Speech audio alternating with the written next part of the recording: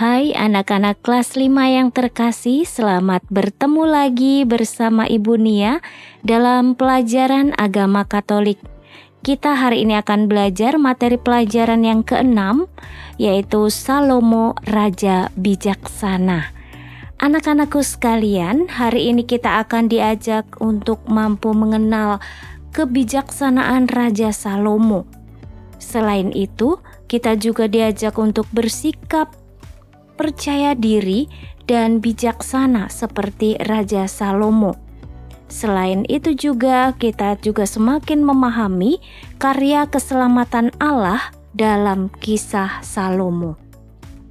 Baik, anak-anakku sekalian, mari kita siapkan diri untuk fokus belajar materi ini.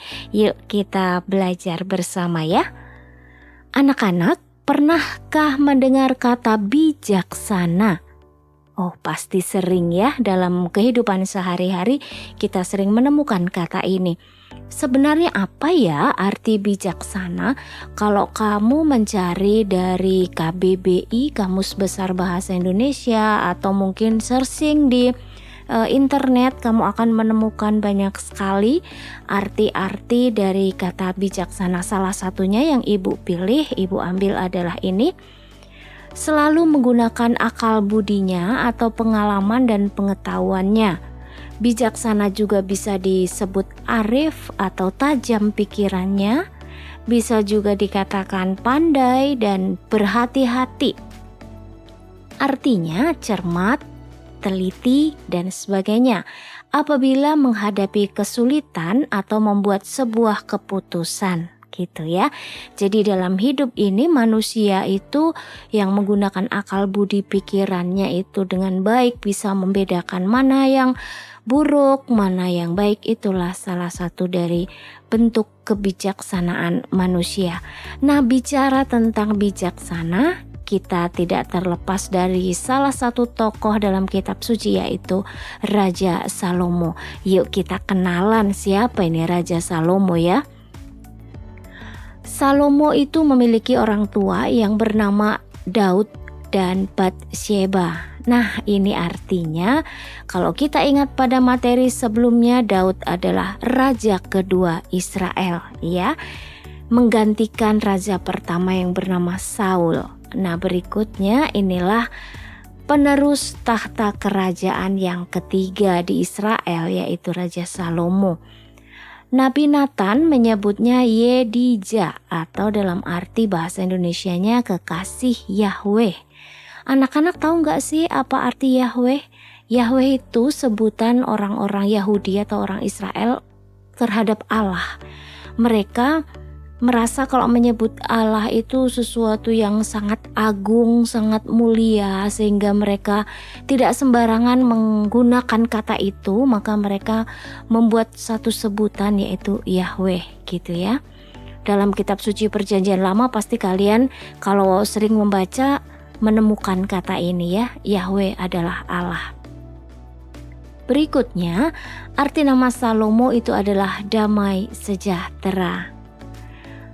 Baik, anak-anak, Raja Salomo adalah raja yang ketiga yang memerintah di Israel selama 40 tahun. Salomo merupakan raja pertama Israel yang berdasarkan garis keturunan. Artinya dia adalah, kalau dirunutkan, ayahnya juga seorang raja dulu gitu ya. Jadi bukan sekedar orang biasa dari rakyat jelata lalu dipilih, tidak, tapi memang dia adalah kayak putra mahkotanya gitu ya, penerus tahta. Maka dia disebut raja pertama Israel yang berdasarkan garis keturunan. Kalau Daud kan dia tidak garis keturunan dari Saul ya. Baik, kemudian Salomo itu dipilih karena karunia khusus dari Allah. Artinya memang Allah itu sungguh-sungguh menghendaki Salomo ini menjadi raja Israel yang ketiga. Ternyata perjalanan Salomo menuju tahta kerajaan tidaklah mudah. Karena apa? Adonia, anak tertua dari Daud itu mengadakan perlawanan. Dia tidak setuju kalau Salomo yang dilantik menjadi raja. Maka Salomo bersekutu itu menjalin kerjasama dengan Benaya. Siapa Benaya ini? Benaya adalah anak Yoyada dan dia bekerja sama bersekutu juga dengan Zadok. Daud dinasihati oleh Nathan. Nathan ini seorang nabi ya. Kemudian mengangkat Salomo menjadi raja Israel. Jadi untuk segera disahkan, dilantik menjadi raja penerus dari Daud begitu. Nah, anak-anak, kalau kamu ada kitab suci di dekatmu, boleh dibuka nih dari kitab Raja-Raja yang pertama bab 3 ayat 5 sampai 15. Di situ ada cerita bagaimana Raja Salomo bertemu dengan Allah di dalam mimpinya. Coba nanti kalian lebih detail lagi membaca ayat demi ayat yang ada di situ. Jadi kurang lebih ceritanya tuh Salomo di Gibeon sedang tertidur dia dan bermimpi pada saat itu bertemu dengan Allah. Lalu Allah menawarkan, "Hai Salomo, apa yang akan engkau minta dariku? Akan kukabulkan." Lalu apa yang diminta oleh Salomo pada mimpinya itu? Dia meminta satu hal, yaitu kebijaksanaan. Dia mengatakan kepada Allah, "Maka berikanlah kepadamu hamba hati yang paham menimbang perkara untuk menghakimi umatmu dengan dapat membedakan antara yang baik dan yang jahat. Seperti siapakah yang sanggup menghakimi umatmu yang sangat besar ini?"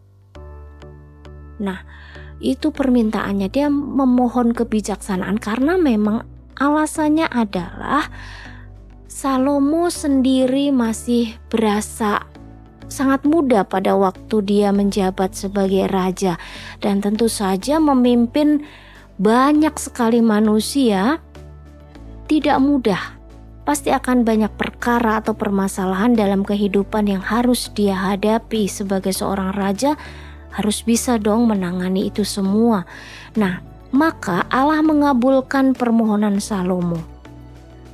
Sekaligus apa? Allah memberikan berkat lain berupa harta kekayaan dan kekuasaan. Bagi Salomo, yang paling utama adalah kebijaksanaan. Itu yang dia minta. Dia tidak minta umur panjang, dia tidak minta harta, dia tidak minta kekuasaan yang hebat. Dia hanya minta hal satu saja, kebijaksanaan. Ternyata Tuhan memberi bonus ya, bonus yang lainnya berupa harta kekayaan, kekuasaan, bahkan juga umur yang cukup panjang ya. Kita lanjutkan. Setelah Salomo 4 tahun menduduki kekuasaan sebagai seorang raja, dia mendirikan bait suci. Bait suci itu sama dengan bait Allah, atau istilah lainnya adalah kenisah. Penampakannya seperti ada yang di gambar ini ya, yang di bawah. Ini yang sudah renovasi pada zaman-zaman sudah maju saat-saat ini ya. Bait Allah itu dibangun selama 7 tahun dan berdiri kokoh selama 400 tahun. Wow, luar biasa ya. Dan di dalam bait Allah ini cukup mewah karena perabotan-perabotannya juga terbuat dari emas, perak, perunggu dan sebagainya ya. Bahkan ada satu ruang khusus ini di dalam bait Allah itu, tempat untuk meletakkan tabut perjanjian seperti ada yang di gambar sebelah kanan ini ya. Apa itu tabut perjanjian? Adalah sebuah peti berlapis emas yang di dalamnya terdapat 2 loh batu bertuliskan 10 perintah Allah. Pasti kalian ingat dong, 2 loh batu diberikan Allah kepada siapa pada waktu itu? Ya, kepada Musa di puncak Gunung Sinai ya. Ini penampakannya dari tabut perjanjian itu ya. Ada semacam patung malaikatnya melebarkan sayapnya seperti itu, seolah-olah melindungi betapa kudusnya sabda Tuhan yang tertulis dalam 2 loh batu itu. Nah, baik, kita lanjutkan. Anak-anak, Nanti kamu juga boleh melihat nih dari kitab Raja-Raja yang pertama bab 3 ayat 16 sampai 28 ya. Nanti buka kitab sucimu. Ini salah satu bentuk ujian kebijaksanaan bagi Salomo. Apa itu? Nah, cerita singkatnya itu Salomo berhadapan dengan dua orang ibu yang memiliki bayi. Sama-sama mereka tinggal satu rumah, dan ketika tidur salah satu ibu itu menindih bayinya dan bayinya meninggal. Nah, lalu dia kaget dong lihat bayinya meninggal, sementara dia lihat temennya yang satu juga ibu-ibu juga punya baby. Dilihat bayinya masih hidup, lalu muncul niatan jahat dia. Bayinya dia yang sudah meninggal itu dia tukar dengan bayi temennya yang masih hidup itu, dan temennya akhirnya ngelonin bayinya dia yang sudah meninggal. Nah, ketika mereka terbangun, kaget lah ya, khususnya ibu yang menyaksikan, loh kok bayi ini bukan bayiku, kenapa dia meninggal ada di dekatku. Kenapa seorang ibu bisa mengenali anaknya? Karena memang secara naluri sang ibu itu pasti akan tahu betul seperti apa ciri khas dari anaknya, bahkan suaranya dan sebagainya, begitu ya. Maka terjadilah percekcokan antar mereka memperebutkan bayi itu. Akhirnya mereka, karena tidak menemui solusi, mereka menghadap Raja Salomo. Di situ mereka menceritakan situasi yang terjadi. Kemudian Raja Salomo mohon hikmat dari Tuhan. Kemudian dia berpikir seperti ini, lebih baik dia harus memutuskan segera supaya diketahui siapa ibu dari bayi yang masih hidup ini. Lalu dia menyuruh algojonya untuk mengambil pedang dan kemudian membelah bayi yang masih hidup itu menjadi dua untuk diberikan kepada dua orang ibu itu. Tapi ternyata apa yang terjadi? Satu orang ibu di antara dua ibu itu memohon-mohon dengan menangis, "Tuan, tolong Tuan, jangan bunuh anak itu, biarkan dia hidup, jangan dibelah dia, karena kalau dia dibelah pasti dia akan meninggal. Berikanlah saja kepada si ibu itu, saya rela." Lalu dari situlah Salomo bisa memastikan bahwa ibu yang peduli atas kehidupan itulah ibu yang sesungguhnya. Karena ibu yang tadi mengaku-ngaku memiliki bayi itu, dia pun tidak membela apapun dan bahkan mendukung, silahkan belah saja bayi itu. Nah, berarti dia nggak peduli pada kehidupan. Maka Salomo bisa menemukan kebenaran itu, dan bayi itu diberikan kepada ibu yang sesungguhnya. Itu salah satu cerita yang sempat dihadapi, problem masalah masyarakat yang sempat dihadapi oleh Raja Salomo dan diselesaikan dengan baik. Nah, anak-anak, Salomo itu selain terkenal sebagai raja yang bijaksana dan penuh dengan hikmat, ia juga seorang penulis Alkitab loh. Apa saja yang ditulis ya? Ini bisa kalian temukan di kitab suci Perjanjian Lama ya. Ada kitab Amsal, Kidung Agung, Pengkhotbah, dan beberapa isi dalam kitab Mazmur itu adalah tulisan dari Raja Salomo. Anak-anak, Salomo masih manusia. Artinya, namanya juga manusia, ada kelebihan, ada kekurangannya. Ada kebaikan, pasti ada juga dia titik di mana dia lemah dan jatuh dalam dosa. Rupanya Salomo itu juga memiliki kesalahan atau kedosaan, yaitu menikahi para perempuan asing. Siapa saja mereka itu adalah Moab, Amon, Edom, Sidon, dan Het.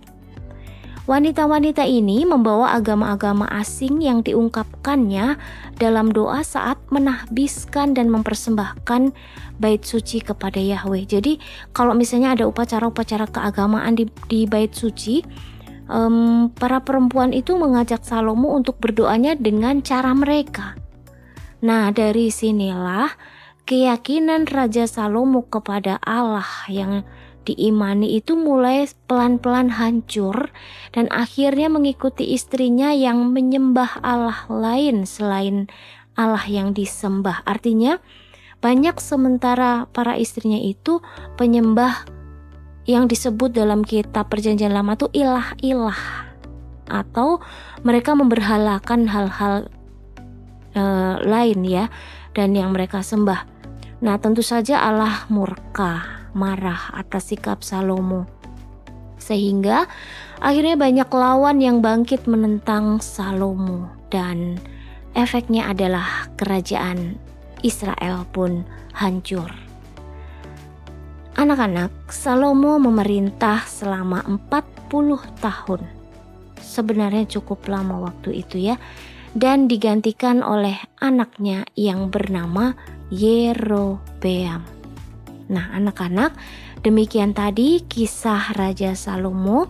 Terima kasih kalian sudah menyimak dengan baik pelajaran kita kali ini. Kita bisa ambil hikmahnya bahwa Raja Salomo sebagai raja yang dipilih Allah dengan kebijaksanaan yang dia miliki. Yuk kita menjadi orang-orang yang bijaksana. Kita hindari hal-hal yang buruk yang menyebabkan hubungan kita dengan Allah menjadi renggang bahkan terputus ya. Terima kasih, sampai ketemu dalam materi pembelajaran berikutnya. Tetap semangat belajar, jaga kesehatan, dan Tuhan memberkati.